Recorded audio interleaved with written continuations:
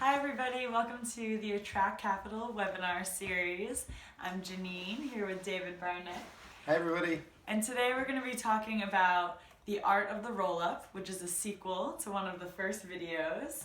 And we're going to be talking about starting with the right deal. So Dave, can you tell us a little bit about why we should start with the right kind of business with this kind of deal? Absolutely, Janine. So when you do a roll-up, starting with the right deal is extremely important because it really sets the tone for the sequence of additional acquisitions that you're going to do. And it also determines the rate or the speed at which you'll be able to acquire these other businesses. And a lot of people, when they're looking at doing a roll-up, they think it's not that important to start with the right one. They think they can start with any old business as the first one. And it's really something that people need to give more consideration to, finding and taking the time to find the right deal. That would make sense. Take the time and the precision.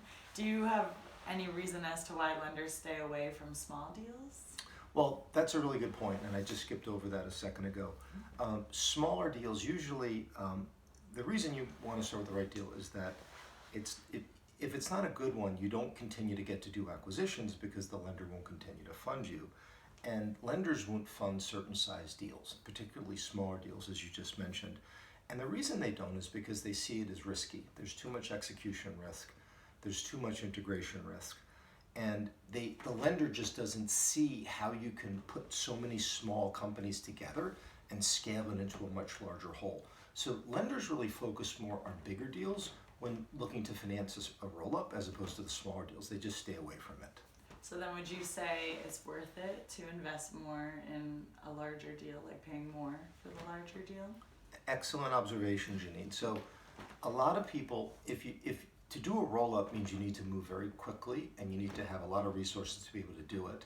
You need to have a really strong management team. You need to have excellent processes and systems. And the bigger it is, generally the companies that are larger tend to have those things in place than smaller companies.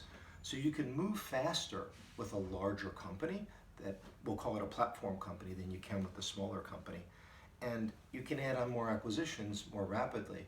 And also the larger companies tend to have management teams that are strong and that want to continue to grow. So that also helps you with your acquisition plan scale up.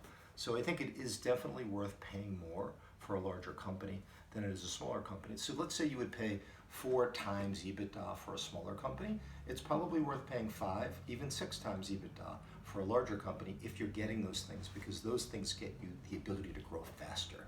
Yes, have a more rapid roll-up. Exactly, a rapid roll-up. There you go. It's all but the key, no, and that's a great term, because with roll-ups, it's all about how rapidly you can put these companies together. So that's really what it's all about. So then, aside the size of the deal, what else would go into it to get the roll-up started just right? Sure. So you want to have a lot of strengths and be a platform company, which is the type of company that other companies can be bolted onto and make an even larger and a stronger company. You want to have a very strong management team that understands growth and can acquisition scale faster into the future. As I said earlier, you want to have scalable systems and processes in place. You want to have a compelling, the deal has to have, whoever the sponsor is or who's ever buying the company, that deal in that particular industry, that has to align with the business background of that sponsor. It can't be in a business that you have no concept of or you've never done anything in previously. You really need to understand, you really need to know the business and be an expert in that particular domain. And then you need to have growth ambition. The management team needs to have growth ambition, and the sponsor needs to have growth ambition. And you need to bring in a lender that will be aligned with that overall acquisition ambition. So I think if you focus on the right deal and spend a lot of time getting the right platform company, you have a much better chance of having a successful roll-up. All right, successful roll-ups. That's all that we want over here. So that's what we're talking about today. That is our sequel to The Art of the Roll-Up.